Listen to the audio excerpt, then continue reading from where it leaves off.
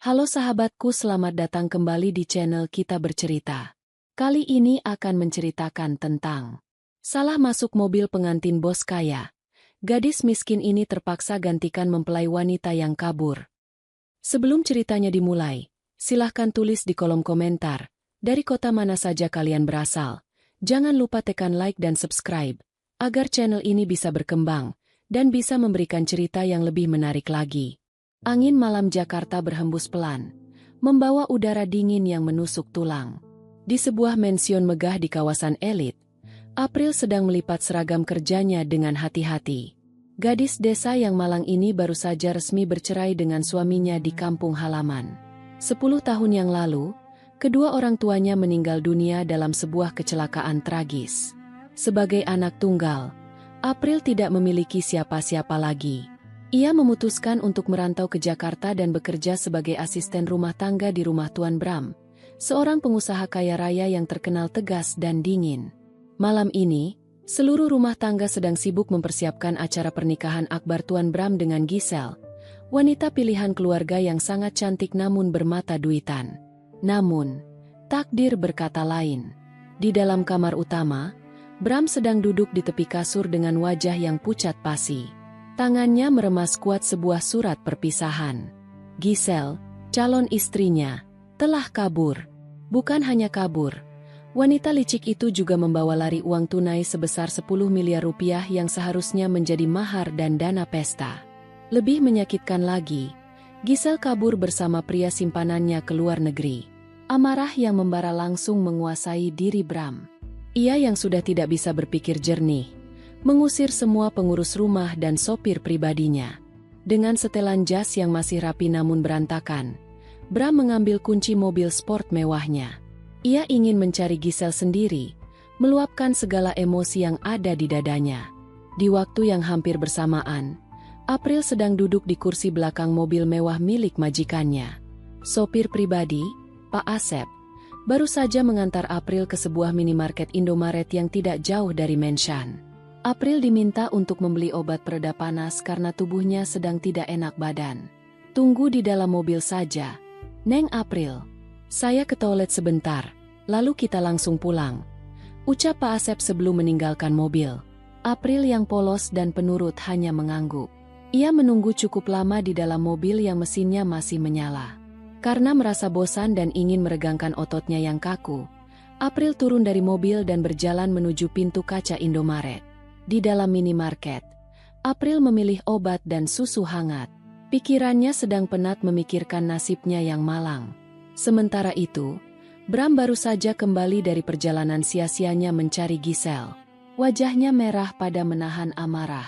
Tanpa melihat ke sekitar, Bram langsung membuka pintu mobil sportnya yang terparkir di sisi lain minimarket, yang bentuk dan warnanya sangat mirip dengan mobil yang ditumpangi April.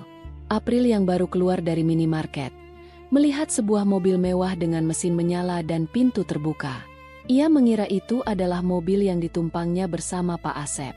Dengan langkah lelah, April masuk dan duduk di kursi penumpang, meletakkan kantong obatnya di pangkuan. Bram masuk ke dalam mobil, membanting pintu dengan keras. Ia menyalakan mesin dan siap untuk menginjak pedal gas. Namun, saat ia menoleh ke samping, napasnya langsung terhenti. Matanya membelalak kaget. Di kursi penumpang, duduk seorang gadis desa dengan pakaian sederhana, memeluk kantong plastik minimarket. April pun menoleh dan menjerit tertahan. Ia melihat wajah Tuan Bram yang sedang sangat marah. Tuan Bram? Maaf, Tuan.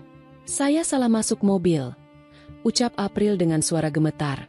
Tubuhnya merapat ke pintu, berusaha menjauh dari aura mengerikan majikannya itu. Bram menatap April tajam. Otaknya yang sedang kacau karena dikhianati, tiba-tiba memproses sebuah ide gila. Besok pagi, ribuan undangan VIP, rekan bisnis, dan keluarga besar sudah akan hadir di gedung pernikahan. Jika ia membatalkan pernikahan ini, nama besar keluarganya akan hancur lebur, dan saham perusahaannya akan anjlok drastis. Bram menatap wajah polos April yang sedang ketakutan. Gadis itu tidak memiliki keluarga, tidak memiliki siapa-siapa, dan yang paling penting, ia ada di sini, tepat di depan matanya saat ini. Perlahan, Bram mengunci semua pintu mobil dari jarak jauh. Suara klik terdengar jelas di dalam kabin yang sunyi.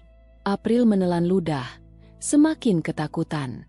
"Tuan, kenapa pintu dikunci?" tanya April dengan suara berbisik. Bram menatap lurus ke mata April, lalu mengucapkan kalimat yang akan mengubah seluruh hidup gadis malang itu selamanya. Suara mesin mobil menderu halus, memecah keheningan malam di dalam kabin yang dingin. Bram menatap lurus ke arah depan, lalu berbicara dengan nada yang sangat tegas dan penuh penekanan. "Mulai detik ini, kau akan mendengarkan setiap perkataanku, April. Besok pagi, kau akan mengenakan gaun pengantin itu. Kau akan duduk di pelaminan, dan kau akan menjadi istriku." April merasa dunianya tiba-tiba berhenti berputar. Napasnya tercekat di tenggorokan. Ia menatap majikannya dengan mata yang terbelalak lebar, tidak percaya dengan apa yang baru saja ia dengar. "Tuan Bram, ini gila. Saya hanya asisten rumah tangga di rumah Tuan.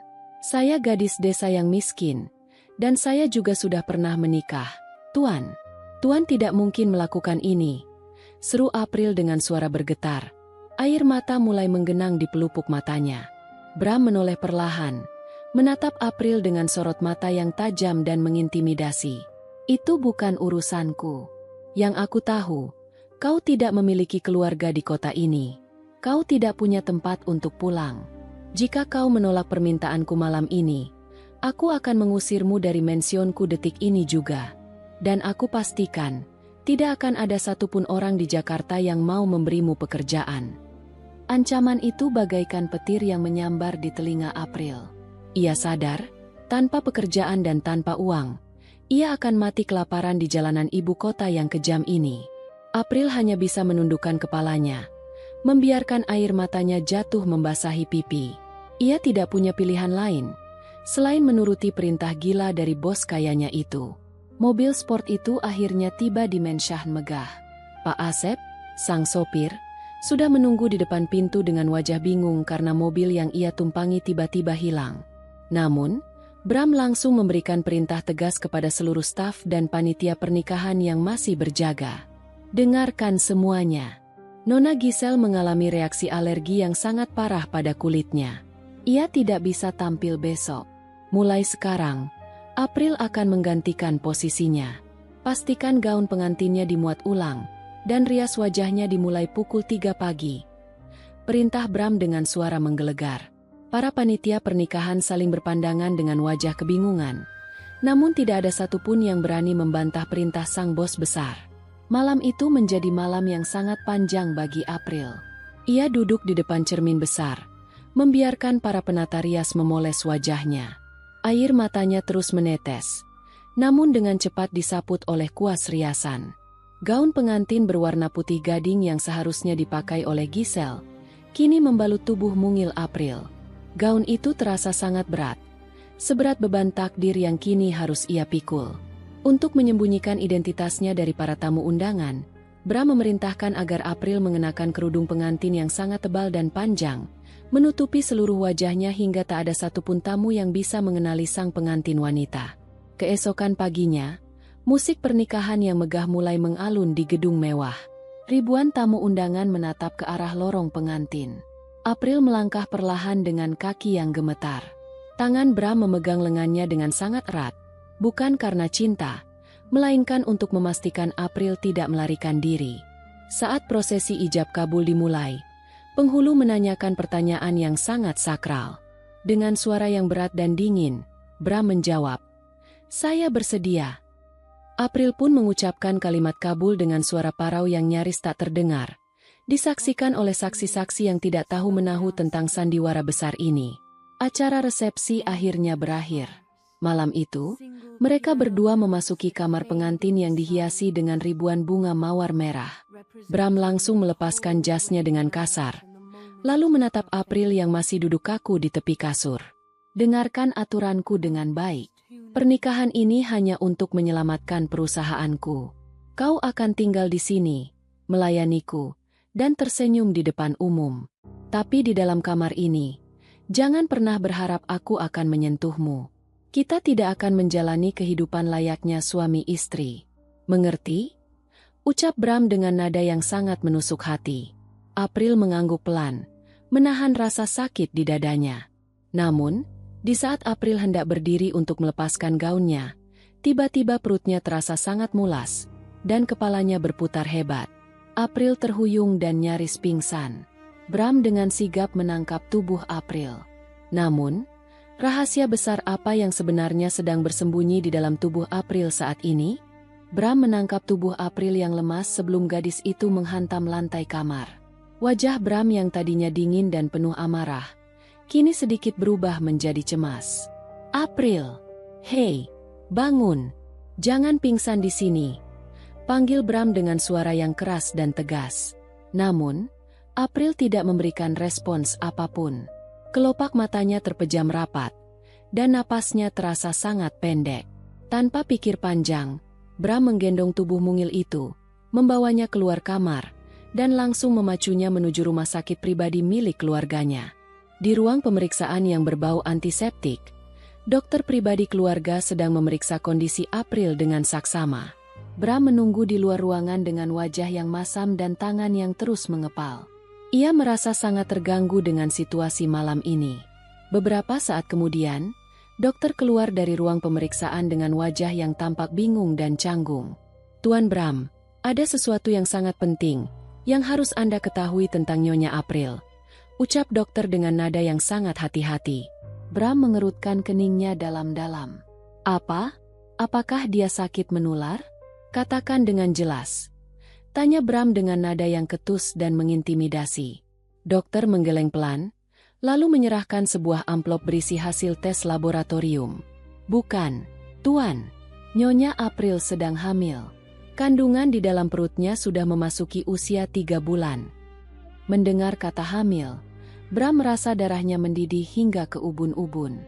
Ia langsung menerobos masuk ruang pemeriksaan dengan langkah yang berat. April yang baru saja siuman, menatap Bram dengan mata yang berkaca-kaca dan penuh ketakutan. Tuan, maafkan saya. Saya benar-benar tidak tahu harus memberitahu Tuan kapan. Isak April. Air mata panasnya jatuh membasahi pipi yang pucat. Kau hamil? Kau membawa benih laki-laki lain di dalam perutmu, dan kau memaksaku menikahimu. Teriak Bram dengan suara yang menggetarkan dinding ruangan. April hanya bisa menunduk, menangis terseduh-seduh. Ia menjelaskan dengan terbata-bata bahwa ia sudah resmi bercerai dengan suami pertamanya di kampung. Ia membawa anak mantan suaminya itu, dan ia baru menyadari kehamilannya beberapa hari terakhir ini setelah ia merantau ke Jakarta. Amarah Bram memuncak tak terkendali. Ia ingin menceraikan April detik itu juga, dan mengusir gadis malang itu ke jalanan. Aku akan menceraikanmu. Kau wanita murahan yang berani menipu keluarga besar. Maki Bram dengan urat leher yang menonjol. Namun, pengacara keluarga yang kebetulan sedang menunggu di luar, segera masuk dan melerai dengan cepat. Tuan Bram, mohon tenang sejenak. Jika Tuan menceraikan Nyonya sekarang, media akan mencium bau skandal yang sangat busuk. Publik akan tahu bahwa pengantin wanita yang asli kabur membawa uang 10 miliar. Dan Tuan menggantikannya dengan gadis desa yang hamil di luar nikah. Citra perusahaan dan nama baik keluarga akan hancur lebur dalam semalam. Bram terdiam, mengepalkan tangannya sangat erat hingga buku-buku jarinya memutih. Ia sadar, ia sedang terjebak dalam perangkap yang sangat menyakitkan. Ia menatap April dengan tatapan yang sangat membunuh. Tatapan yang membuat gadis itu merinding ketakutan. Baik, aku tidak akan menceraikanmu sekarang. Tapi kau akan menanggung semua akibat dari kebohonganmu. Ucap Bram dengan nada yang sangat dingin, datar, dan menakutkan. Malam itu juga, April dikurung di sebuah kamar khusus di lantai 2 mension. Bram melarang semua pelayan untuk mendekatinya, dan memerintahkan agar makanan hanya diletakkan di depan pintu. April hanya bisa menangis memeluk perutnya yang masih rata, merasa sangat kesepian dan tertekan. Tiba-tiba, pintu kamar terbuka perlahan.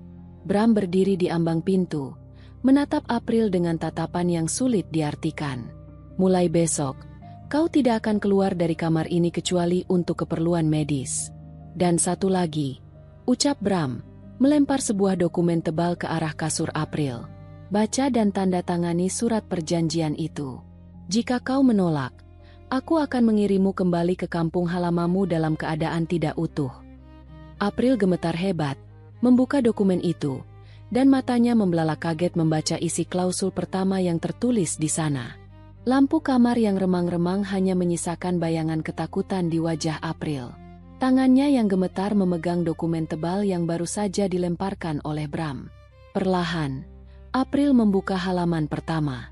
Matanya menyapu setiap baris kalimat yang tertulis di atas kertas mahal itu.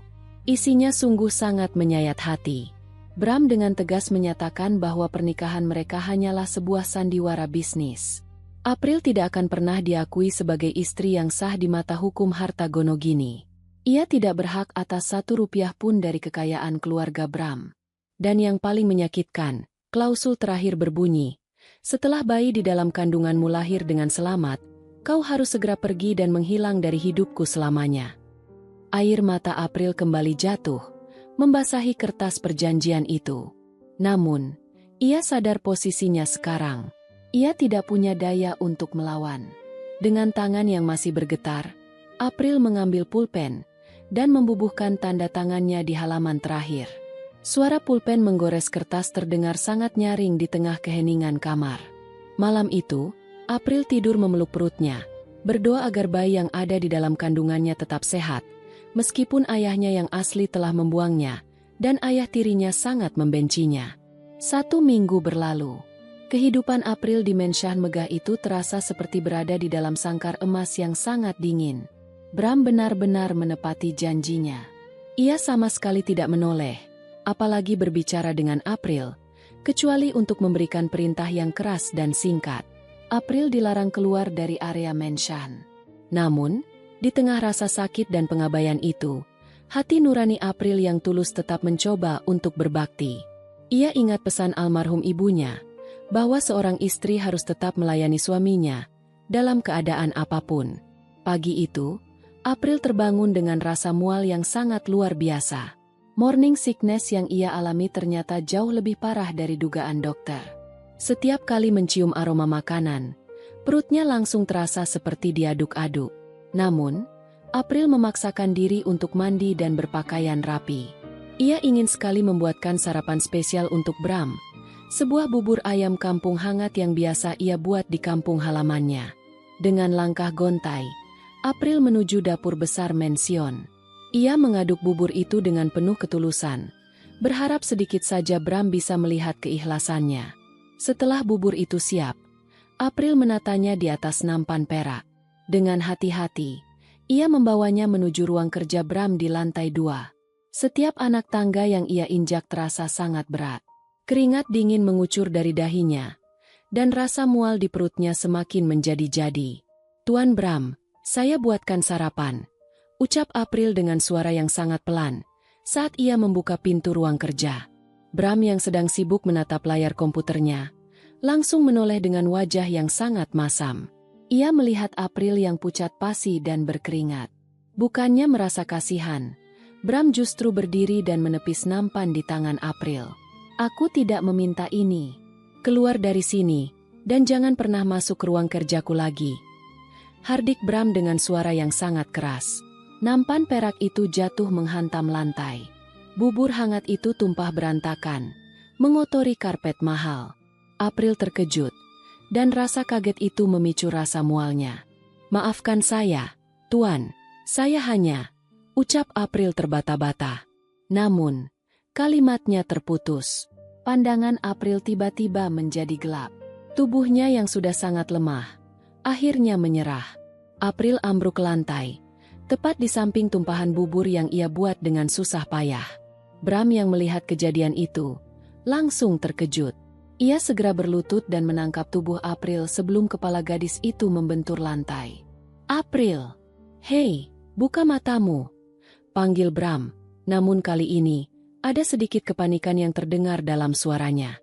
Apakah April akan baik-baik saja? Atau ada bahaya yang mengancam nyawa bayi di dalam kandungannya? Bram menggendong tubuh April yang lemas dengan sangat hati-hati. Jantungnya berdegup kencang. Sebuah perasaan aneh yang belum pernah ia rasakan sebelumnya, tiba-tiba menyelinap di dadanya. Dokter, panggil dokter sekarang juga. Teriak Bram dengan suara yang menggelegar, membuat seluruh pelayan di mansion berlarian ketakutan. Dokter pribadi keluarga segera tiba dan memeriksa kondisi April dengan sangat saksama. Setelah selesai, dokter itu menatap Bram dengan tatapan yang menegur.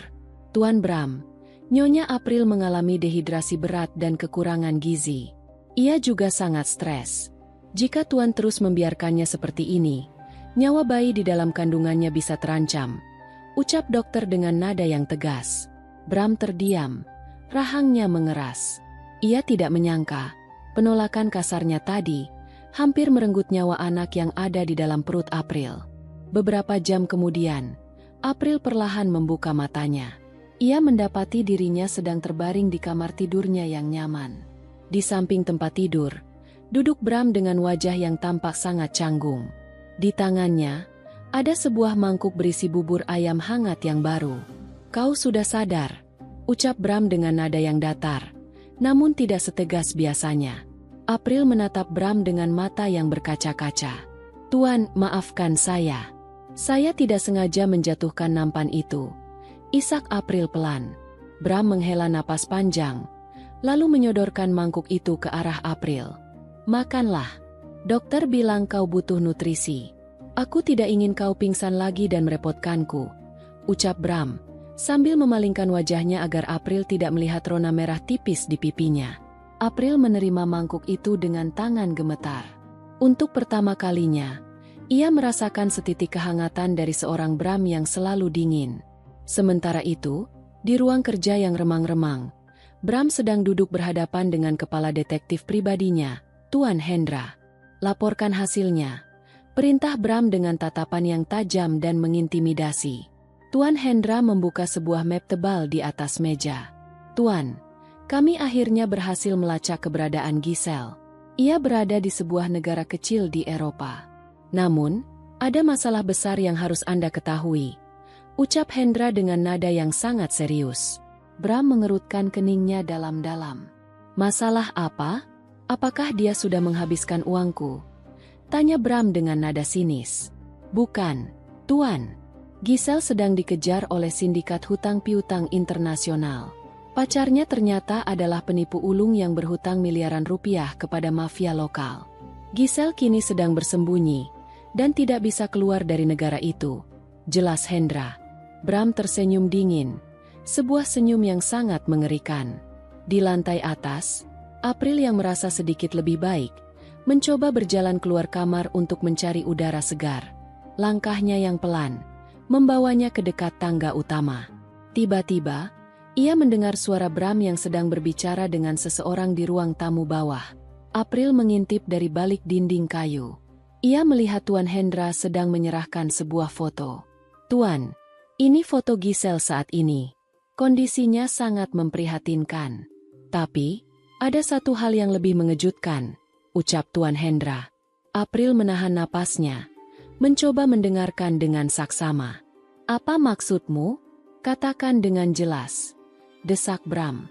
Giselle tidak sendirian, Tuan. Ia membawa serta seseorang yang sangat kita kenal, jawab Hendra.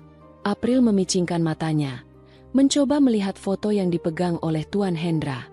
Saat foto itu tersentuh angin dari celah jendela, foto itu melayang dan jatuh tepat di kaki April. April memungutnya, dan saat matanya menyapu wajah di dalam foto itu, darah di tubuhnya seketika membeku.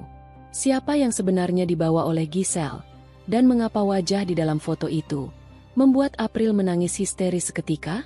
April menatap foto itu dengan mata yang terbelalak lebar. Tangannya gemetar hebat, hingga foto itu nyaris jatuh ke lantai. Wajah di dalam foto itu adalah wajah yang sangat ia benci. Itu adalah Bima, mantan suaminya yang kejam di kampung halaman. Pria yang tidak hanya menceraikannya, tetapi juga mengambil seluruh sisa warisan tanah dari orang tuanya. April menangis histeris. Memori kelam tentang kekerasan dan pengkhianatan Bima kembali menghantuinya. Ia tidak menyangka, pria yang dulu menyiksanya, kini menjadi selingkuhan dari wanita yang juga mengkhianati Tuan Bram. Mendengar suara isak tangis yang menyayat hati, Bram segera berlari keluar dari ruang tamu. Ia menemukan April terduduk lemas di lantai, memeluk lututnya sambil menangis terseduh-seduh. Bram dengan cepat mengambil foto yang terjatuh di sebelah kaki April. Saat matanya menyapu wajah di dalam foto itu, rahang Bram mengeras hingga berderak. "Bima?" geram Bram dengan suara yang sangat rendah dan penuh amarah. Ternyata, pria yang selama ini menjadi selingkuhan Giselle adalah mantan suami April sendiri. Bima adalah otak di balik pencurian 10 miliar rupiah itu. Jadi, dia bukan hanya membawa kabur uangku, tetapi juga bersekongkol dengan mantan suamimu, ucap Bram dengan nada yang sangat sinis dan penuh kemarahan. April mengangguk pelan. Air matanya masih mengalir deras. "Maafkan saya, Tuan. Saya tidak tahu kalau dia ada di sana. Dia selalu menyiksa saya di kampung." Isak April dengan suara yang sangat terputus-putus. Bram menatap April dengan tatapan yang sedikit melunak. Ia menyadari bahwa gadis di hadapannya ini adalah korban yang sama-sama dikhianati oleh orang-orang terdekatnya. Tanpa banyak bicara, Bram menggendong April dan membawanya kembali ke kamar. Di ruang kerja, Bram memberikan instruksi yang sangat tegas kepada Tuan Hendra. "Bekukan semua akses rekening atas nama Bima dan Giselle. Kerahkan tim Interpol lokal untuk melacak lokasi pasti mereka di Eropa. Aku ingin mereka berdua dihancurkan secara perlahan." Perintah Bram dengan tatapan yang sangat mematikan. Tuan Hendra mengangguk hormat, lalu segera meninggalkan ruangan untuk mengeksekusi perintah tersebut. Bram menatap keluar jendela, bersumpah akan melindungi April dan bayi di dalam kandungannya dari segala ancaman. Sementara itu, di sebuah apartemen kumuh di Eropa, Giselle dan Bima sedang bertengkar hebat. Uang 10 miliar itu ternyata tidak bisa mereka cairkan karena rekening tersebut sudah dibekukan oleh pihak berwenang. "Kau bilang kita akan hidup mewah. Tapi lihat kondisi kita sekarang. Mafia itu sudah di depan pintu," teriak Giselle dengan wajah yang sangat panik. Bima yang ketakutan mencoba membuka pintu belakang untuk melarikan diri. Namun, tiba-tiba, suara ledakan keras terdengar. Pintu apartemen itu hancur berkeping-keping. Kembali ke mansion di Jakarta, April sedang beristirahat di kamarnya. Perasaannya sedikit lebih tenang setelah mengetahui bahwa Bram akan menghukum Bima. Namun, tiba-tiba, perutnya terasa sangat sakit. Sebuah kram yang sangat tajam menusuk rahimnya. April memegangi perutnya. Keringat dingin mengucur deras dari dahinya. "Tuan Bram, tolong!" panggilnya dengan suara yang sangat lemah. Bram yang baru saja masuk ke kamar, langsung berlari menghampiri April. Ia melihat noda merah segar yang mulai merembes di gaun tidur putih April. Apakah bayi di dalam kandungan April akan selamat? Ataukah takdir kejam telah mengambil nyawa buah hati yang tidak berdosa itu? Bram menggendong tubuh April yang berlumuran darah dengan sangat hati-hati. Ia memacu mobil sportnya dengan kecepatan penuh, membelah jalanan Jakarta yang sepi. "Bertahanlah, April. Kau harus bertahan untukku dan untuk bayi kita," teriak Bram dengan suara yang serak dan penuh keputusasaan. Sesampainya di rumah sakit pribadi, Bram langsung mendobrak pintu ruang UGD. "Dokter, selamatkan istriku dan anak yang ada di dalam kandungannya," perintah Bram dengan nada yang menggelegar. Para dokter dan perawat segera bergerak cepat, mendorong Brankar ke ruang operasi. Bram dilarang masuk. Ia hanya bisa menatap pintu ruang operasi yang tertutup rapat, sambil menatap tangannya yang masih berlumuran darah April. Waktu berjalan sangat lambat bagi Bram. Ia duduk di kursi tunggu, memegangi kepalanya yang pening. Rasa bersalah menyiksa hatinya. Ia sadar, selama ini ia terlalu kejam pada April. Ia sadar, ia telah jatuh cinta pada gadis desa yang tulus itu. "Tuhan, selamatkan mereka. Aku berjanji akan menjadi suami yang baik," doa Bram dalam hati. Air mata pria keras kepala itu akhirnya jatuh membasahi pipinya. Di dalam ruang operasi, para dokter berjuang keras menghentikan pendarahan dan menyelamatkan nyawa sang bayi. Sementara itu, di benua Eropa, tim khusus yang dipimpin oleh Tuan Hendra telah mengepung apartemen kumuh tempat Giselle dan Bima bersembunyi. Dengan peralatan canggih, mereka berhasil menjebol pintu apartemen tersebut. Giselle dan Bima yang sedang ketakutan langsung ditangkap dan diborgol. Uang 10 miliar yang diubah menjadi aset ilegal Berhasil disita seluruhnya. Bawa mereka ke pesawat pribadi. Kita pulang ke Jakarta. Perintah Tuan Hendra dengan tegas. Kedua pengkhianat itu kini harus menghadapi kemurkaan Bram yang sesungguhnya. Kembali ke rumah sakit. Pintu ruang operasi akhirnya terbuka. Dokter utama keluar dengan wajah yang sangat lelah. Namun ada senyum tipis di bibirnya. Tuan Bram, kabar baik. Bayi Anda dan Nyonya April selamat. Kondisinya stabil, ucap dokter itu. Bram menghela napas lega. Namun ia langsung bertanya dengan cemas. Lalu bagaimana dengan April? Apakah dia baik-baik saja? Dokter itu mengangguk pelan. Nyonya April mengalami pendarahan hebat dan syok berat. Ia kini dalam keadaan koma. Namun tanda-tanda vitalnya sangat kuat. Ia akan segera sadar. Mendengar kata koma, lutut Bram lemas. Namun ia bersyukur April masih hidup. 3 hari telah berlalu. April masih belum juga membuka matanya. Bram tidak pernah beranjak dari sisi tempat tidur April. Ia menggenggam tangan dingin istrinya itu, membacakan buku cerita, dan berbicara tentang rencana masa depan mereka. Bram berjanji, jika April terbangun, ia akan menjadi suami yang paling penyayang di dunia. Pada hari keempat, jari April bergerak pelan. Bram langsung mendekatkan wajahnya. April, sayang, buka matamu. Bisik Bram dengan suara yang bergetar. Perlahan, kelopak mata April terbuka. Ia menatap Bram dengan mata yang berkaca-kaca. Lalu tersenyum lemah. Tuan Bram, bayi kita baik-baik saja. Tanyanya dengan suara parau. Bram langsung memeluk April dengan sangat erat. Menangis bahagia. 2 minggu kemudian, April telah pulih sepenuhnya. Tubuhnya kembali berisi, dan pipinya sudah tidak pucat lagi. Di hari yang sama, Tuan Hendra membawa Giselle dan Bima kembali ke Jakarta. Bram memutuskan untuk memberikan hukuman mereka di ruang utama mension, dan kali ini, ia ingin April menyaksikan semuanya. April duduk di sofa empuk dengan perutnya yang mulai terlihat membuncit. Sementara Bram berdiri di sampingnya dengan gagah. Giselle dan Bima dibawa masuk dengan tangan terborgol. Wajah mereka pucat pasi saat melihat April yang tampak bahagia dan sehat. Kalian pikir kalian bisa mempermainkan aku dan melarikan diri? Ucap Bram dengan nada yang sangat dingin dan menusuk. Bima, kau akan diserahkan kepada pihak kepolisian hari ini juga. Kau akan membusuk di penjara karena pencurian dan penipuan. Perintah Bram. Bima langsung berlutut dan menangis memohon ampun. Namun Bram tidak peduli. 2 pengawal segera menyeret Bima keluar. Kemudian, Bram menatap Giselle dengan tatapan yang sangat merendahkan. Dan untuk kau, Giselle, kau tidak akan dipenjara. Itu terlalu mudah bagimu. Mulai hari ini, kau akan menjadi pembantu di mension ini. Kau akan membersihkan toilet, mencuci piring, dan melayani setiap kebutuhan rumah tangga. Kau akan hidup sebagai pelayan yang paling rendah, sampai kau melunasi hutangmu padaku, ucap Bram dengan tegas. Giselle menangis histeris, memohon agar dibebaskan, namun Bram tidak bergeming. Para pelayan segera membawa Giselle ke dapur, dan memberinya seragam abu-abu yang lusuh. April menatap semua itu dengan hati yang lega. Akhirnya keadilan telah ditegakkan. Malam itu, Bram dan April duduk di balkon mension, menikmati angin malam yang sejuk. Bram mengelus perut April dengan lembut, dan mereka berdua tersenyum bahagia. Terima kasih sudah bertahan untukku, sayang, bisik Bram. April bersandar di dada Bram, merasa sangat dicintai. Namun, tiba-tiba, ponsel Bram berdering.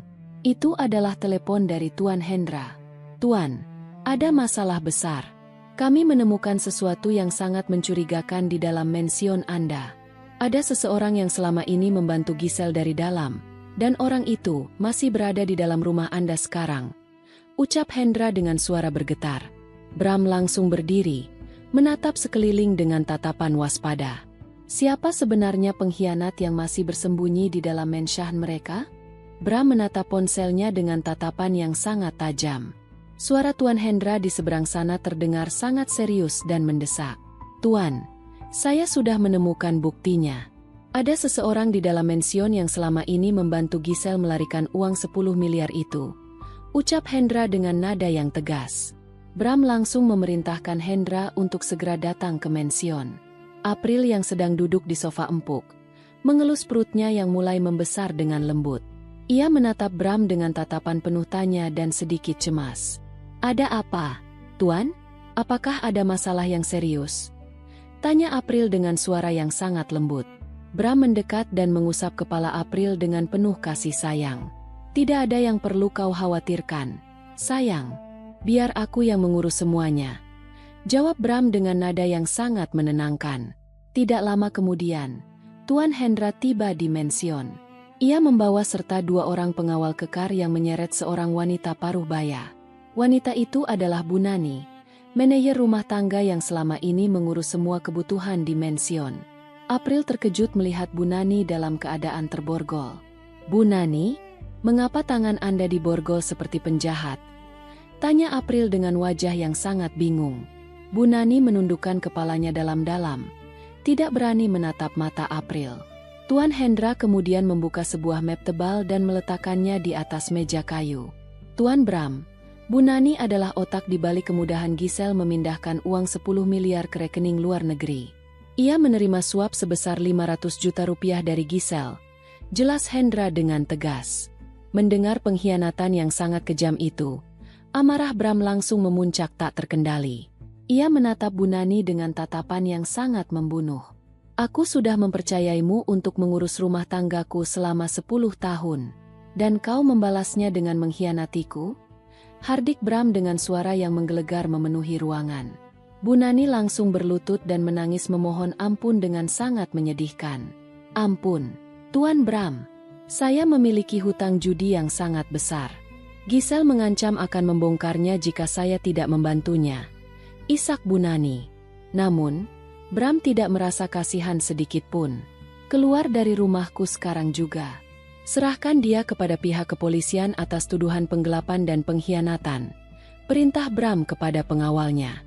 Bu Nani pun diseret keluar dari mension. Setelah pengkhianat itu dihukum dengan sangat berat, kehidupan di mension perlahan kembali tenang dan damai. Bram kini menjadi suami yang sangat penyayang dan protektif. Ia selalu memastikan April makan tepat waktu dan menemani April berjalan-jalan di taman mension setiap sore. April merasa sangat bahagia. Ia tidak pernah menyangka bahwa pria yang dulu sangat membencinya, kini sangat mencintainya. Namun, di sudut lain mension yang gelap, ada seseorang yang harus menelan rasa malu dan penderitaannya setiap hari. Orang yang malang itu tidak lain dan tidak bukan adalah Giselle. Giselle kini tidak lagi mengenakan gaun mahal atau perhiasan berkilau. Ia harus mengenakan seragam pembantu berwarna abu-abu yang lusuh dan kasar di kulitnya. Setiap pagi, sebelum matahari terbit, Giselle sudah harus bangun untuk mencuci pakaian dan membersihkan halaman yang sangat luas. Tangannya yang dulu selalu lembut dan terawat, kini kasar dan penuh luka lecet karena deterjen keras. Ia juga diperintahkan untuk membersihkan kamar mandi utama, yang merupakan tugas paling berat dan menjijikkan di mension itu. Giselle seringkali menangis diam-diam saat menggosok lantai, namun tidak ada satupun pelayan yang berani membantunya. Suatu siang, April sedang duduk di ruang keluarga sambil membaca buku kesukaannya. Giselle diperintahkan untuk membersihkan debu di rak buku yang tinggi. Tangan Giselle gemetar hebat saat ia harus berdiri di dekat April. "Nyonya April, apakah Anda membutuhkan minuman segar?" tanya Giselle dengan suara yang sangat pelan dan penuh rasa takut. April menoleh dan tersenyum sangat lembut. "Tidak apa-apa, Giselle. Kamu bisa istirahat sebentar jika kamu merasa lelah," jawab April dengan nada yang sangat baik dan tulus. Namun, senyuman April justru membuat Giselle merasa sangat terhina dan sakit hati. Giselle membenci April yang terlihat begitu sempurna dan bahagia. Rasa dengki dan benci di dalam hati Giselle perlahan-lahan mulai berubah menjadi sebuah rencana yang sangat jahat dan kejam. Ia bersumpah akan menghancurkan kebahagiaan April yang selama ini ia impikan. Suatu malam, saat semua orang di mension sudah tertidur lelap, Giselle menyelinap keluar dari kamar pelayan yang sempit. Ia membawa sebuah nampan berisi secangkir susu hangat yang telah ia siapkan khusus untuk April. Giselle berjalan mengendap-endap menuju kamar utama Bram dan April. Niatnya sangat jelas. Ia ingin memberikan susu yang telah dicampur dengan obat peluru kandungan ke dalam kamar April. Giselle perlahan membuka pintu kamar utama dengan sangat hati-hati. Ia menatap April yang sedang tertidur pulas di atas kasur yang empuk. Perut April yang membuncit terlihat sangat jelas di bawah selimut tipis. Giselle tersenyum licik. Ia meletakkan nampan itu di meja nakas di sebelah tempat tidur April. Tidurlah yang nyenyak, Nyonya April. Besok pagi, bayi sialan itu tidak akan ada lagi. Bisik Giselle dengan suara yang sangat jahat. Namun, tepat saat Giselle berbalik badan untuk pergi, lampu kamar tiba-tiba menyala terang benderang. Giselle terkejut dan menoleh ke arah pintu. Di sana, berdiri Bram dengan wajah yang sangat gelap dan penuh amarah, memegang sebuah cangkir susu yang baru saja ia ambil dari meja. Lampu kamar yang menyala terang benderang membuat Giselle terkejut dan terpaku di tempatnya. Bram menatap Giselle dengan tatapan yang sangat dingin dan penuh amarah. Di tangannya, ia memegang cangkir susu yang baru saja ia ambil dari meja nakas. "Apa yang kau lakukan di sini, Giselle? Dan mengapa kau meletakkan susu ini di kamar istriku?" Tanya Bram dengan nada yang sangat rendah dan menakutkan. Giselle gemetar hebat, mencoba mencari alasan. Saya hanya ingin memberikan susu hangat untuk Nyonya April, Tuan.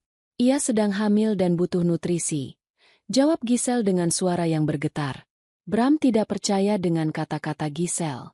Ia segera memanggil dokter pribadi keluarga untuk memeriksa cangkir susu tersebut. Tidak lama kemudian, dokter itu kembali dengan wajah yang sangat serius.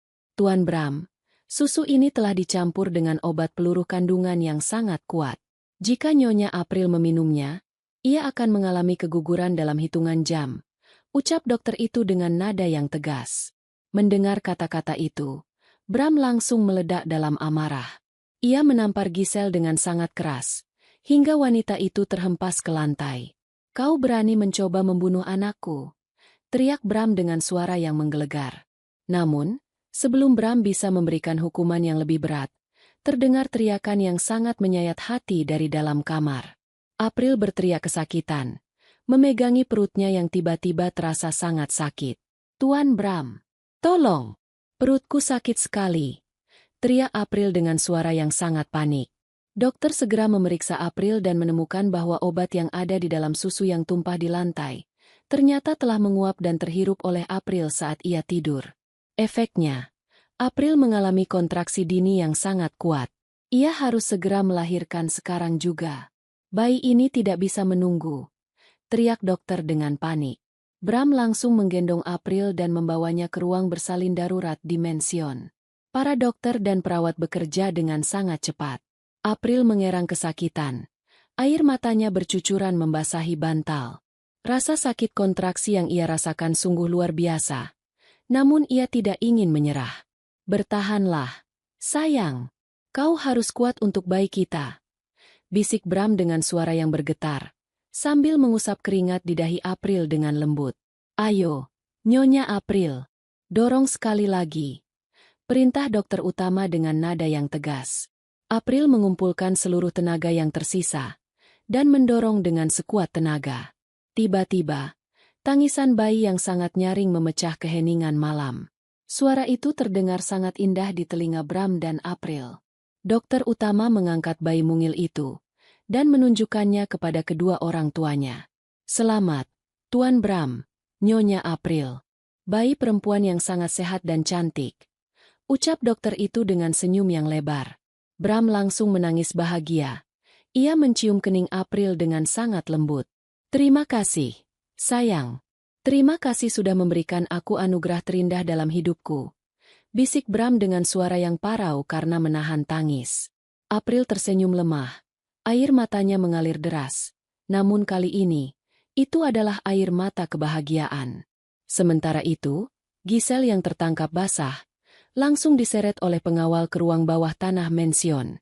Bram memberikan perintah yang sangat tegas. "Kunci dia di sana. Jangan beri dia makan dan minum sampai aku memutuskan hukumannya." Giselle menangis histeris, namun tidak ada yang peduli padanya. Ia harus menanggung akibat dari perbuatan jahatnya. 2 minggu telah berlalu sejak kelahiran bayi mereka yang diberi nama Bella.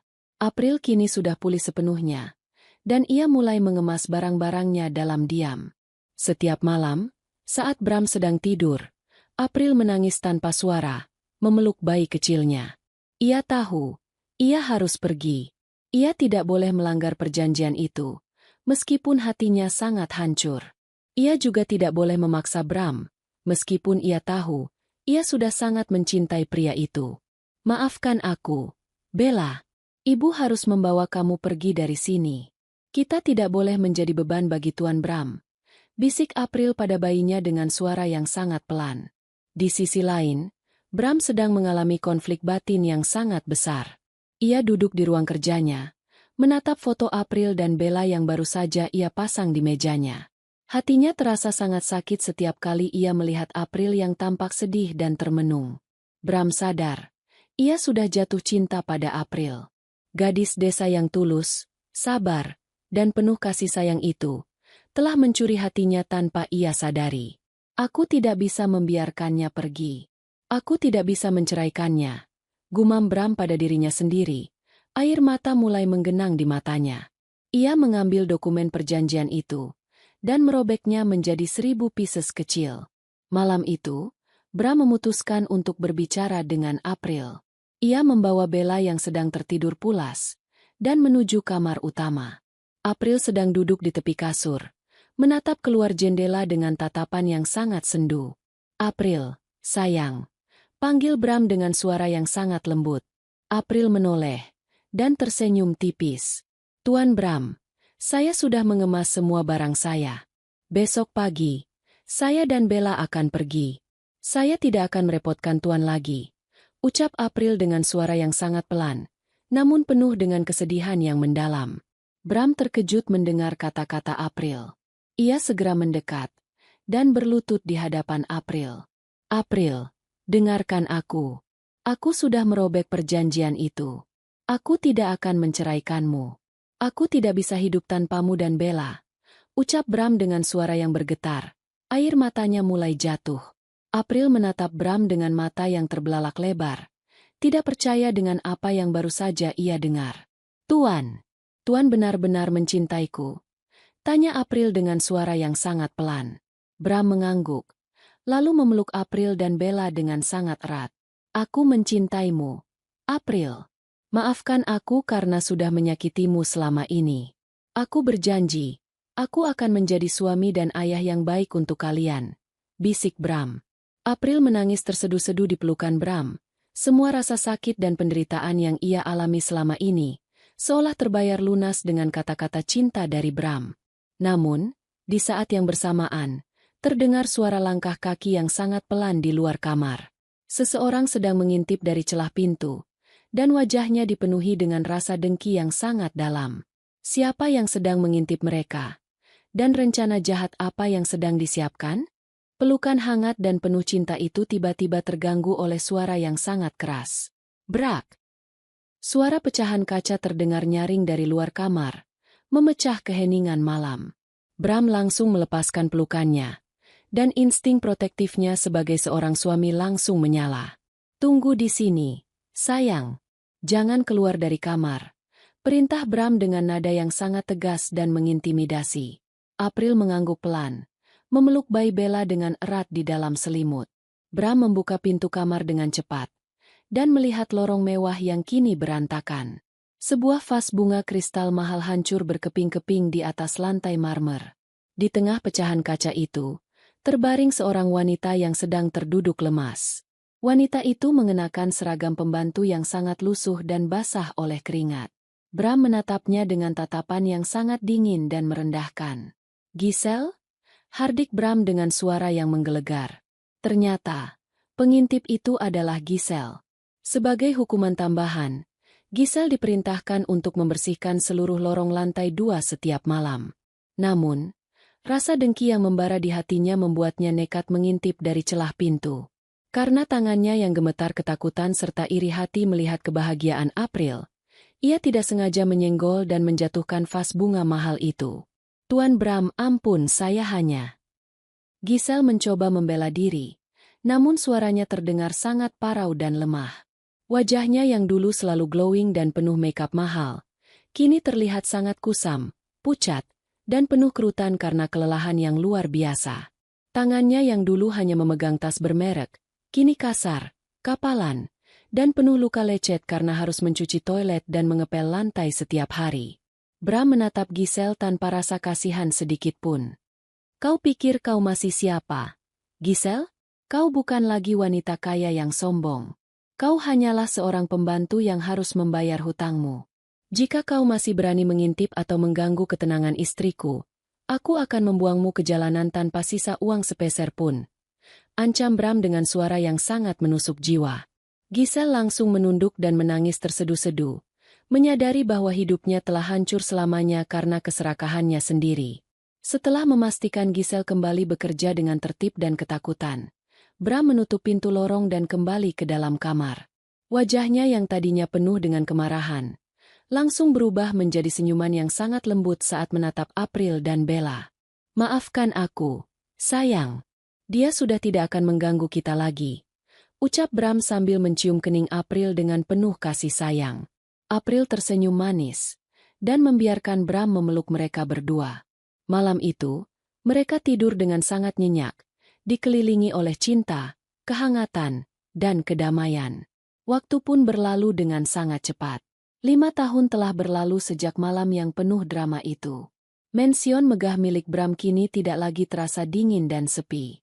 Rumah itu kini dipenuhi dengan tawa ceria dan kehangatan keluarga. April telah bertransformasi menjadi wanita yang sangat anggun, elegan, dan dicintai oleh semua orang.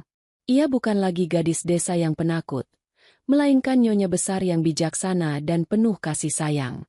Di tengah ruang keluarga yang luas, Bram sedang tertawa lepas, menggendong putri kecil mereka, Bella, yang kini tumbuh menjadi gadis kecil yang sangat cantik, cerdas, dan ceria. Bella mewarisi kecantikan ibunya dan ketegasan ayahnya. "Ayah, ayo kita bermain di taman," seru Bella dengan suara yang sangat merdu dan penuh keceriaan. Bram mengangguk dan segera menggandeng tangan putrinya. Sementara April mengikuti di belakang mereka dengan senyum yang tidak pernah pudar dari bibirnya. Mereka adalah keluarga yang sempurna, yang telah melewati badai kehidupan dan kini berlayar di lautan kebahagiaan yang abadi. Cinta yang awalnya dimulai dari sebuah kesalahan dan paksaan, kini telah bersemi menjadi cinta yang paling tulus dan sejati. Namun, di balik pagar besi mansion yang megah, ada pemandangan yang sangat kontras. Di depan gerbang utama, seorang wanita parubaya dengan seragam pembantu yang lusuh sedang menggosok lantai batu dengan sangat keras. Tangannya berdarah dan kapalan. Itu adalah Giselle. Setiap hari, ia harus melihat mobil mewah Bram mengantar April dan Bella berjalan-jalan. Setiap hari, ia harus menelan rasa penyesalan yang sangat dalam dan menyakitkan. Keserakahan dan kejahatannya di masa lalu telah mengubahnya dari seorang wanita yang dihormati, menjadi pelayan rendahan yang akan menghabiskan sisa hidupnya dalam penderitaan. Sementara April, gadis miskin yang dulu salah masuk mobil pengantin, kini hidup bahagia selamanya sebagai ratu di istana megah itu. Dari kisah tadi, kita belajar bahwa setiap perjalanan hidup selalu membawa pesan yang berharga. Semoga ada hikmah yang bisa kita petik bersama hari ini. Kalau kalian suka dengan cerita seperti ini, silakan tekan tombol like dan subscribe sebagai bentuk dukungan kamu untuk channel ini. Terima kasih sudah meluangkan waktu kalian. Tetaplah menjadi bagian dari channel Kita Bercerita ini, dan sampai jumpa di kisah inspiratif berikutnya.